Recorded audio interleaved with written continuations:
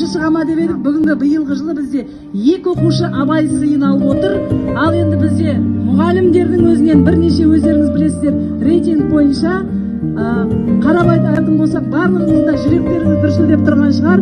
Абай сыйы 2023 адамның адамшылығы жақсы ұстаздан болады деп Ұлы Абай айтқандай, жемісті еңбек жолында жас ұрпаққа білім мен тәрбиені ұштастырып, алдағы өмір сапарына кемел тұлға дайындаудағы ерен еңбегі үшін Жәлелов Дәулет Серікұлы марапатталады.